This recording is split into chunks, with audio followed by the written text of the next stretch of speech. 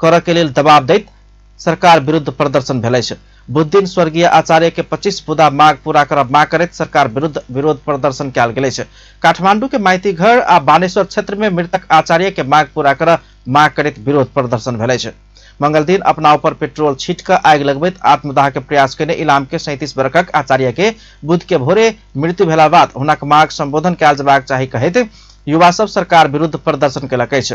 व्यवसाय करऽ चाहला पर राज्य व्यवस्था आ नीति नियम बाधक बनि कऽ अपना काज करऽ नहि सकल आ अपना काज केने ठाम से सेहो पाओल जाय वाला रकम नहीं पाओल गेला से बहुत आर्थिक क्षति भोगऽ पड़ल कहैत सामाजिक संजाल में मृतक आचार्य मृत्यु से पहिने लंबा सुसाइड नोट स्टाटस के रूप में लिखने छलैथ।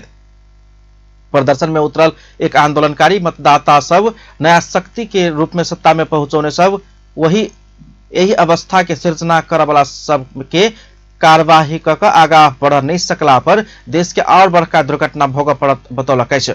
ओ सब गृह मंत्री रवि लामिछाने माफी मांग के मात्रे घटना समाप्त नहीं हेबा कहैत ई अवस्था में ल जाय प्रेरित केनिहार सब के कार्यवाही कर सकला पर मात्रे मृतक प्रति न्याय हेबाक बतौलनि अछि।